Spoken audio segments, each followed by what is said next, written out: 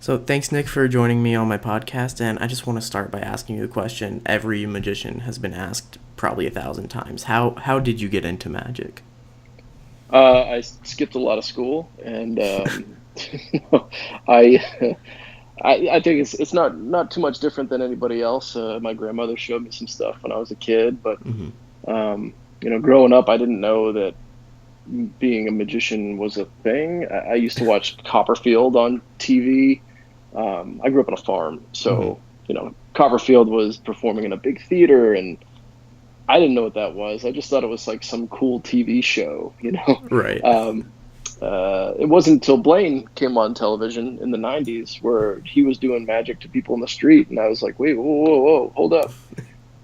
Is he real? Of course, well, he is real. You and I Mm-hmm. both know that. But is that something that I could do? Because if that's something that I need to know how to do that. I never really quite made that jump watching Copperfield as a kid. Anyway, so this was the early days of the internet. Kind of just scoured the internet trying to find any information, and I also had his special on VHS. I'm Mm-hmm. I'm I'm not that old, but I'm a little dated.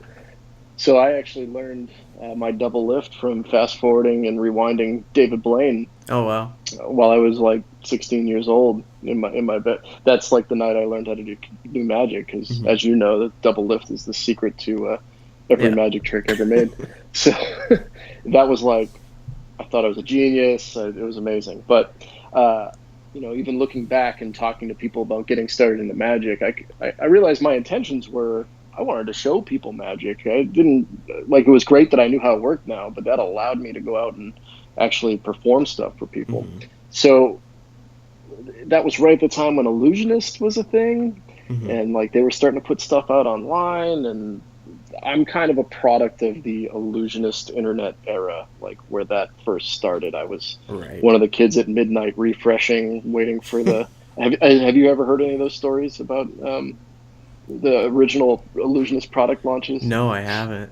Well, they only ever had like originally it was like Ninja One, Ninja Two, Ambitious X. Like they Mm-hmm. had like five products, but they Wow. would release them at midnight, and it was like a big deal. Like you would just refresh and try to get an order in. It was Oh crazy. wow.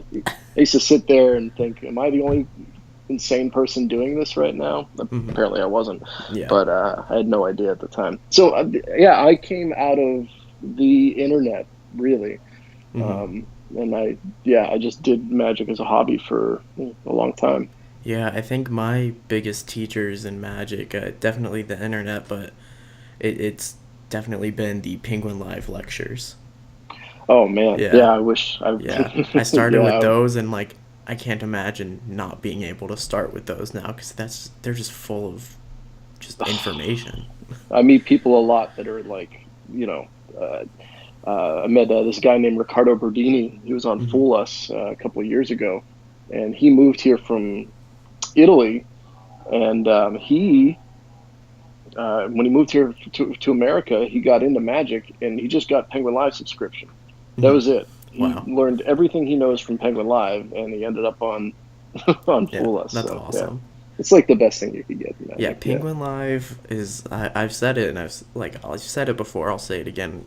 Those lectures are probably the best like bang for your buck in magic. No There's doubt. just so Yeah. much for what is it like $25 or something like that. Yeah, I think they're 30. I can't Yeah, remember. and then if you get the subscription and you just get all of them, they're yeah, good bargain. Go buy the lectures. Yeah. But I learned, the answer I learned from Yeah. instructional video. I, of course, originally, and then I eventually transitioned into books and, doing it for a living. But Hmm. yeah, originally it was just kind of like any information I could find. Now it's everywhere, but back Yeah. then it wasn't.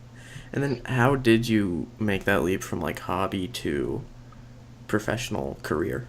So I, right out of high school, Hmm. ran a company. I used to run an online video game. So I didn't go to Okay. college. It was kind of just stupid luck, just me being a programmer in the late 90s and Hmm. being the only person that knew how to do what I did. Right. But that company was very successful. I ran it till about 2008, 2009, and that's just a whole nother story. But that was kind of like, hold up. I was 18 or 19 when this started, and now all of a sudden I'm 28. Did I even want to do this? I thought I had other plans, but who knows? So I kind of had like a early midlife crisis, and decided to figure out if there was something else I wanted to do. And at the time, the only thing I had done for the last 10 years was magic tricks. And of course, as anybody listening to this probably knows, most times you perform for people and you're the only magician they'll ever see or have ever seen. They tell you you're the best damn magician in the world. So, I was believing it. And I was probably okay, but God, I had to have been terrible. So I was like evaluating my skill set. Like, well, I'm good at doing magic tricks. Maybe we should figure that out. So that's kind of how I made the leap. And I think everything in my life's kind of been dumb luck, but I ended up. Well, I mean, I don't know how much time we got on this thing. Do you want like the quick story, or? I mean, however much time you want to give. So okay. So this is funny. Yeah. So I moved to Florida because I wanted to get away from my company. I was like trying to separate myself away from it. I had some business partners, but I was thinking of leaving and whatever. Anyway, the idea of like doing magic kind of popped in my head, and I'm like, well, how should I go about this? Now, I had been watching Michael Amar videos for 10 years. Never once thought he was like an actual person, right? Like, he was just the guy that lived in my DVD player, right? No clue. So I was like, well, let me see, like, maybe I Google this guy, right? So I found his website, and it turned out he was lecturing in the city I was in, Sarasota, Florida at the time. And I was like, what's a magic lecture? Like, what does this mean? What is he coming here to do? So I looked into it. I had to join the local ring, IBM Ring 71, something like that, to go to this lecture. So I was all stoked because Amar taught me anything that was ever good. He got me more free drinks over the past decade than anybody else, him and Gregory Wilson. But so I went to this lecture, and I bought a new outfit. I was like. Anyway, Jeff Kaler, I don't know if you know Jeff, but Jeff at the time at the lecture was running Michael's like audio visual stuff. And Jeff, when I looked at him, I'm like, well, this guy's like the same age as me. Everybody at the ring meeting was 60, 70 years old, but then there was Jeff, and he was he was running all the stuff. I'm like, well, who the hell is this guy? I got to get to know him. Turned out we were both from Boston. We're both originally from Boston, and he lived in Orlando, and I was like, funny, I'm going to be in Orlando tomorrow. Total lie. But he's like, well, come hang out. So I got invited out to Orlando to hang out with Jeff, and who, if you know, he runs the Magic Estate, which is an actual house in Orlando, Florida. 2 weeks later, I'm living at the Magic Estate. I move out of Sarasota. I moved to Orlando. And then I kind of put the feelers out that I was looking for something to do. I needed a job. And Mike Eaton got me connected with the people at Universal Studios. And then all of a sudden I'm doing a stand-up magic show at Universal Studios with no experience. But, Well, I bet you learned a lot at Universal, though. Everything you could ever learn. Yep. So that's how I made the transition. And everything's just kind of snowballed since then. Yeah. See, I just recently learned about the Magic Estate last year, and I spent the first 19 years of my life in Jacksonville, and I didn't even know that was and now I'm in Colorado, and I'm like, man. Well, there's nothing. I mean, it was like they don't do anything there. I mean, but it's like a hub though. Place. Yeah, it kind of is, I guess. Yeah, there's a lot of great magic in Orlando. I mean, definitely. Yeah. And so I put it out on Reddit that I was gonna have you on the podcast, and I got a couple questions from people, and everybody associates you with penguin magic. You can't see this if you're listening, but he's even wearing a penguin shirt right now. You gotta rep the brand, yeah. Yeah, you got it. Go for it. What is it at Penguin that you do? You're always in the tutorial videos. You're around during the lectures. What is it? I mean, everything is the answer. Everything. So the big thing that I do, and Mm-hmm. maybe people don't realize, I do work with for the last 5 years, basically since I've been at Penguin, Mm-hmm. I've been working with Dan Harlan on the Tarbell Every Trick in the Book project. Gotcha. Did you It's a talk big to Dan? project. I did. He's the Yeah, first guy I talked with. yeah. Yeah. I spend entirely too much time with Dan Harlan. So what I mainly do is when I got there, I got assigned that project. Mm-hmm. And once we started talking about it, we discovered that, well, we needed to start a show. If you watch any Penguin stuff now, you see a lot of Mm-hmm. footage from the live parlor show. So we started that.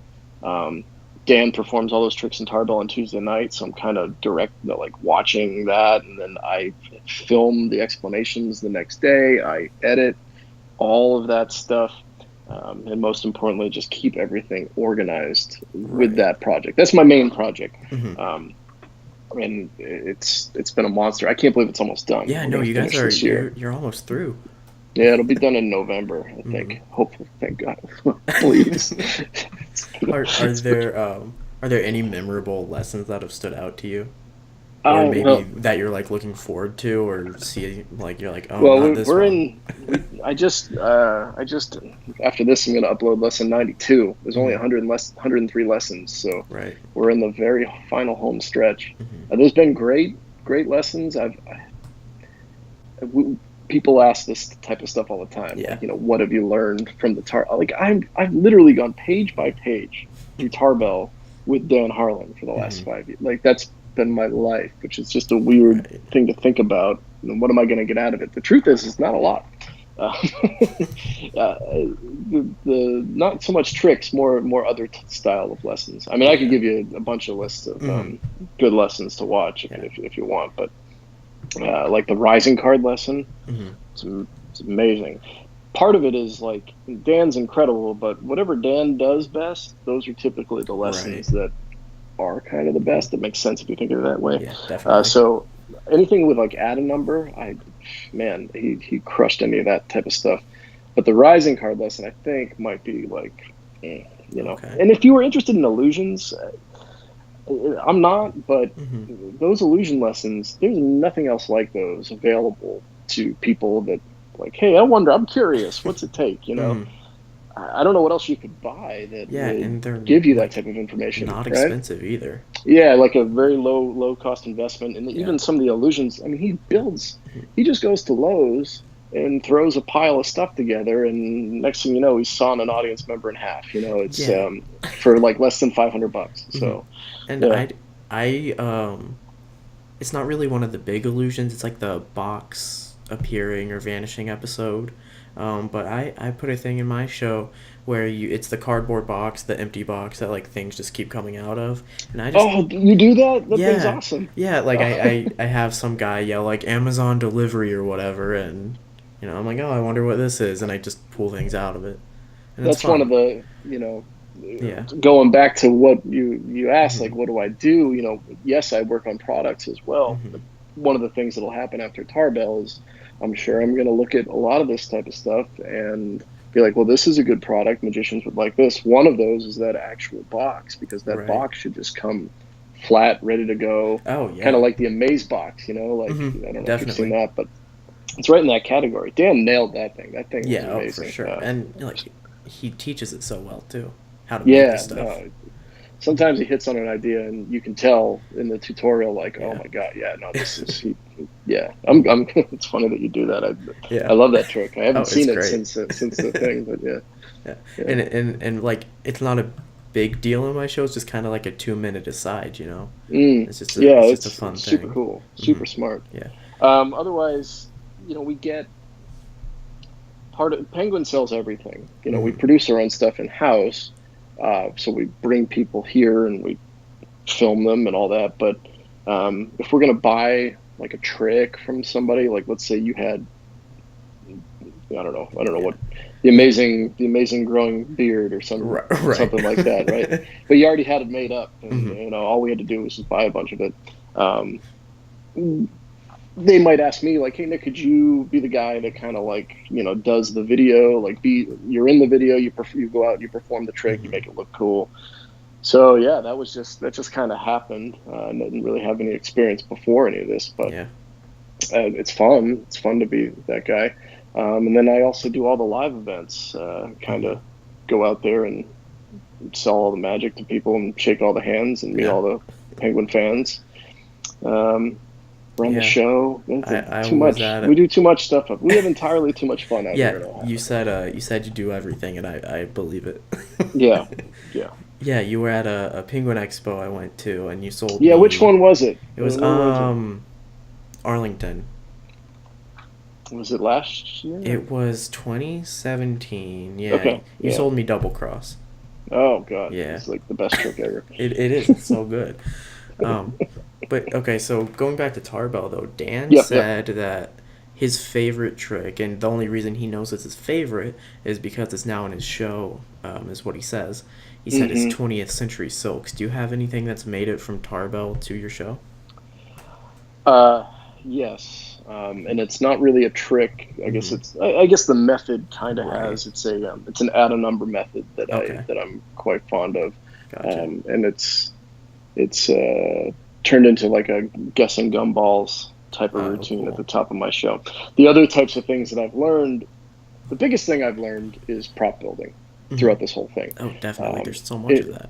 I think if you were to watch the Tarbell course with Dan start to finish, that is probably going to be the biggest thing you take away is Mm-hmm. like stop buying stuff, right? Like Right. you can make it at home, right? And Mm-hmm. Dan, you hang out with Dan long enough, that's it. Yeah. Otherwise, it's just a lot of like stage techniques and things that I've adapted. I really not a lot of tricks. It's Mm-hmm. kind of sad. Like I ask myself that question a lot. Like, are you taking everything you can out of this? And I think I Yeah. can. If you, I mean, I know you asked Dan that, and Mm-hmm. his answer is like, he's maybe only got six tricks that Yeah. like have translated into like his professional show, Mm-hmm. and it's more like two, Yeah. you know. And it's like the other four are kind of like almost there, right? Right. And that's pretty incredible thing, you Mm-hmm. know. And I mean, it's just not everything in Tarbell is gonna suit everybody, and a lot of the stuff is there's a lot of theory in there too. Mm. It's just, you know, we people tell you you're supposed to read Tarville and you're Mm-hmm. supposed to do, you know, um, and I agree, but it's interesting to somebody that actually did the work, and you're like, huh, there's Mm. not a whole lot in there. You know, Yeah. there is everything's in there, every Yeah. method imaginable is in there, but Mm-hmm. um, yeah, the video series is important. I think we discovered a lot of what it actually is. So. Yeah. And is there anything that you found like you just can't do? Maybe like your finger or your hands can't like move a certain way, that's required for the method. Has there ever been anything like that? I mean, some of those old card moves are just kind of Mm-hmm. outdated anyway. Right. Um, I used to work a lot on that stuff. It used to be something that really I was into. I'd like to do Mm-hmm. hard moves and things. I don't really do much of that anymore. Um, Part of that is the Penguin audience, like the people that actually purchase Magic on Penguin. I mean, everybody does, but Right. um, we tr- we don't really cater to like difficult stuff. I mean, you can go over to Mm-hmm. like Art of Play and see all that Dan and Dave Right. crazy. Like, believe me, I buy that stuff. You know, sometimes I like a nice challenge, but Mm-hmm. after being here for 5 years, it's not often that I am faced with something challenge like not challenge. The more challenge is like how to present it and how to Right. make it interesting for anybody that's interested in buying it. Um, but presentationally, like what I have a hard time with is like I call it I call it like shake magic. Like it's like Oh yeah. Instagram stuff where you like shake the object and it changes or what. Mm-hmm. For some reason I don't know how to make it. I can't make it flow. Like Yeah. I don't know. I hang out with Nicholas Lawrence all the time and he just does miracles in Oh yeah, front of my he's face amazing at it. and he's like, yeah, all you have to do is like, push the button and the thing comes down. And like, why does it look so much better in your hands? I Mm-hmm. can't figure it out. Yeah, I've got a friend who is like killing it on Instagram, and I just can't do that stuff. Yeah, Just no. yeah. I think if I was 15 years younger, I might be, but not anymore. Yeah, everything I do, I'm kind of like, does this end up in my stage show? Does it not? Everything Mm-hmm. kind of just funnels down into like, am I going to do this thing? Because at Yeah. this point, I do more magic than anybody needs to. So, Mm-hmm. Yeah. And like I was looking at your website, not only do you advertise that you have your magic show, but you also advertise your services as an MC. But you still do magic when you're MCing and hosting events. yeah. So when you get into magic and you're Mm-hmm. like, what you decide that you want to do stand up magic, you're trying to like, okay, well, I'm going to do corporate and birthday parties and Mm-hmm. whatever you decide. So I thought the same thing, and I went down that road and was like, oh, doing corporate kind of sucks. Like, birthday part, no. Bar mitzvah, no. I don't. This is not why I learned magic. This isn't fun, right? I Mm-hmm. wasn't having any fun, and I thought, like, well, that's what I'm supposed to do if I'm gonna. So it has become, what do I like to do? You know, Mm-hmm. um, and what I like to do is I like working like variety shows. I just got back from the Chicago Magic Lounge. That place Oh, was cool. unbelievable. But at like places like the Magic Castle, Monday Night Magic, like the magic variety shows that do exist, Wizards Right. Magic Theater, Mystique Dining, those types of I tour it. People that are there to see a magic show, man, that's my wheelhouse audience. Like Mm-hmm. I have so much fun performing for those types of people. And then the other thing that I enjoy doing is just emceeing events where I will do magic in between. I haven't, and like that's kind of pulled me in different directions because sometimes I'll get requests from corporate crowds, but I Mm-hmm. always overquote and just hope they say no. Mm-hmm. Um, And if they do, you but just got money. So. yeah, and I still hate doing it. It's Yeah. not, but I do. I host a lot of burlesque shows Mm-hmm. down in Key West. I do a couple a year, and those are just fun because they got girls and guys and dancers and sometimes jugglers or a Mm-hmm. fire eater or something, and I'm just kind of the guy linking it all together up on Yeah. stage. But it forces you to think on your feet and like what trick would segue great out of that, so I kind of collect a lot of those MC bits, and I like doing them. It's fun. I like working hard, but Yeah. I like doing magic. I like to do so. Mm-hmm. No, I know a couple people that MC professionally, and just seeing what they do and how they do it, and they kind of just make the whole show, and it's great. Yeah, no, it's. I always get great compliments afterward, Mm-hmm. but I put that on the site just because I Yeah. like to do it, Yeah. but I don't know. It's like the things I want to get asked to do, yeah, they don't come up all that often. Right. They always end up coming through personal, like you meet somebody and something, Mm-hmm. happens. So, if anything, those are the two things that I like to advertise about myself. Otherwise, I just end up in gigs or situations where I'm not having any fun, and I'm not into that. Mm-hmm. If I can get into magic for the money, Yeah. So, um, I mean, who did though? well, some people I think, Yeah. I but mean, they're gonna yeah, be a little disappointed then, yeah, unless you can they're make a fine top. living doing Yeah. magic, but Definitely. if you want to make a lot of money, Mm-hmm. you got to work your ass off in magic, Yeah. and those venues, yeah, I'd like having fun. Yeah. I mean, I I do like this having fun. podcast. I make exactly $0 from this. I just like talking to people. Hell yeah. Yeah. So somebody did write in, and they watched your lecture. They said they loved it, but for your balloon swallow, and then if you don't want to say anything about this on No, here, I can cut whatever. it Yeah. out. Okay. They say you went over your balloon swallow, but not how to steal out the balloon. Where did you learn that? Does that question make sense to you? Yeah, I'm pretty sure I Okay. taught how I steal. I taught like several ways to steal the balloon, Oh. but the way I do Well it, then, rewatch it. Not you, yeah, them. right. The way I do it is I steal it out. There's a lot of approaches to. Are you familiar with the trick at all? Like, Yeah, I've done it because it's an before. older I don't trick. do it now. Yeah. I steal it out the second that the balloon is down and clears my Mm-hmm. mouth. Like I finger palm that little thing and steal it right out of there. Right. I don't.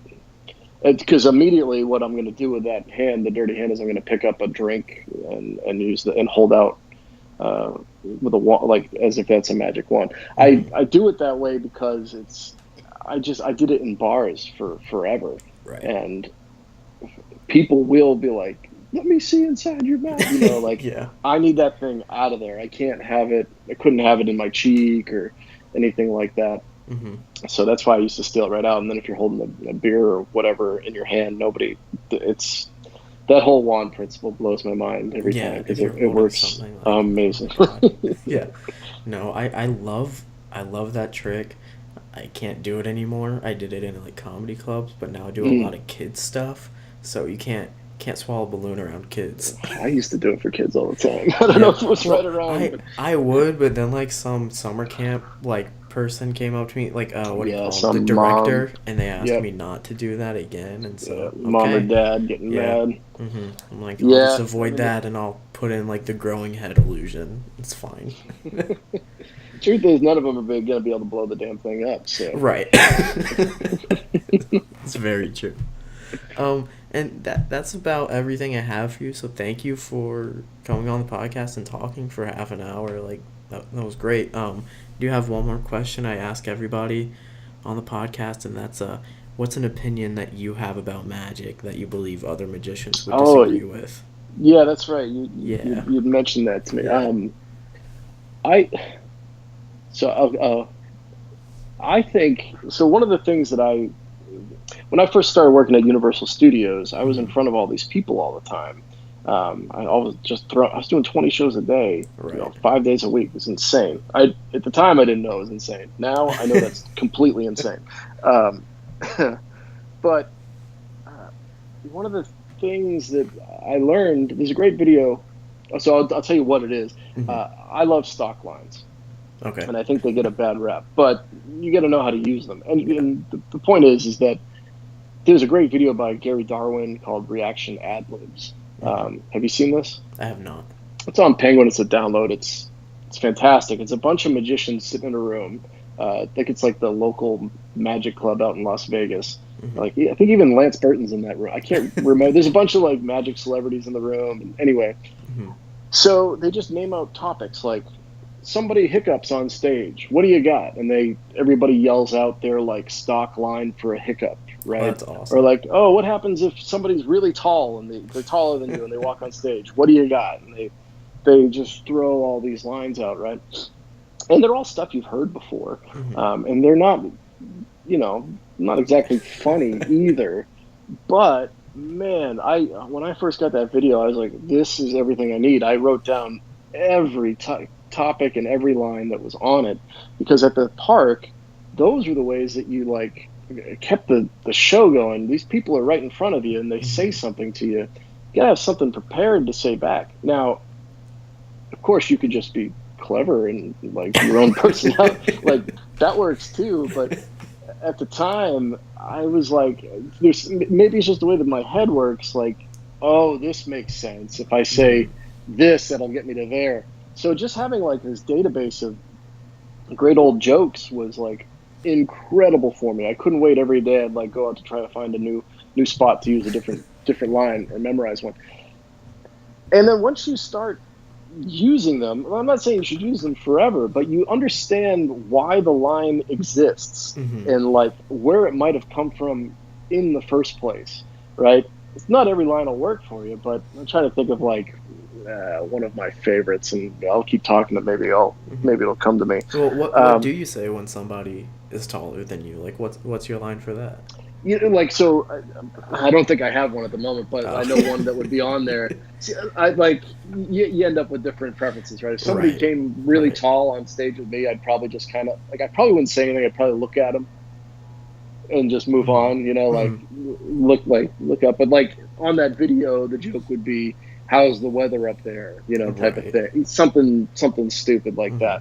that. Um, so like one time, my very first show uh, on stage, and this is a whole nother story, but I had this like nightmare experience of a first show.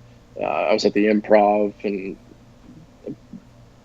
I had a martini shaker that had like a liquid load in it, and an Mm-hmm. invisible deck, and it had an invisible deck in the body of it, and at the top it was like a sealed off liquid load, and I knocked it over, and it's the Oh invisible no. deck like flew all over the stage, and there was liquid everywhere in the front row, and Mm-hmm. that's a horrible moment where the whole audience, and it's probably like, 100, 200 people, something like that, are just staring at you, and you have to say something. And because of that video, I knew to say, well, that's the first time that happened again. And it got a laugh, and I moved on. But man, like, if you didn't study any of the, like, God, if I had to think on my feet right there, maybe I would have Yeah. come up with something brilliant. That's totally true, and I understand Mm-hmm. that. But shit, man, having that line in my back pocket saved my butt. Oh, I bet. Yeah. I would be horrified if I had to think of something to say right then. Yeah. No, so stock lines, I love them. Yeah. I audience, like lay audiences, love them. Mm-hmm. Especially like there's good ones that can work for you, and I Yeah. don't think you should be scared about Mm-hmm. using them because some cranky person on Facebook is like, you're a hack if you don't have all original lines.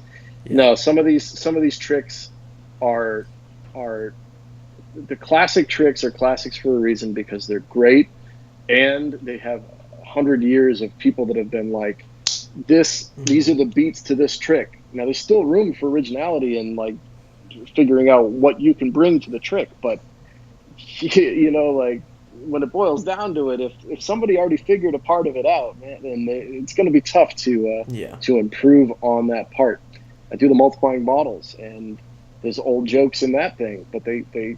they work every Mm-hmm. time because they're that's the trick. Like the trick is that there's a blueprint for that trick. There's people that have worked on it much longer than you have, and those are the beats to it. Now, Yeah. yeah, you can get original with anything, but um, that's just a whole nother direction. If you're going to learn a magic trick, learn the script, learn the Mm-hmm. jokes, try them. If they don't work, change them. But um, nothing wrong, I don't think, with using stock jokes. I think they're great. Yeah, I think it kind of brings it to what you said earlier about most people, you know, they don't. We see hundreds of magicians, if not thousands. Like, as a magician studying magic, you see so much magic and you hear those stock lines over and over. But a lay Yeah, audience, they don't hear it. yeah, Maybe twice. yeah. No, they don't hear it. Yeah. But just keep in mind that you're not like you're not saying it because it's funny. They are funny, and you're Mm-hmm. not trying to use it to add comedy to your show. There's always a purpose behind them, like Mm-hmm. to bridge that gap between A to B to get to the next thing. There's Right. always something, like to get the laugh so you can do the move. Mm-hmm. Like once you start examining those lines and why they were there originally, you can find the actual purpose behind the line. Yep. Well, like I said before, thank you so much for coming on the podcast. People can find you where? Oh God, penguinmagic.com. I mean, Yeah. we're doing those cool Max events at the moment. They used to be the Magic Expo. Mm-hmm. They're kind of evolving into Penguin Max at the moment. So I kind of do Yeah. all those, and I'm usually at all the conventions, Penguin Live, or Magic Live, and Blackpool, all Mm-hmm. those places. So me, you know where to find me. I'm around. Cool. Well, thank Doing you too so much. much.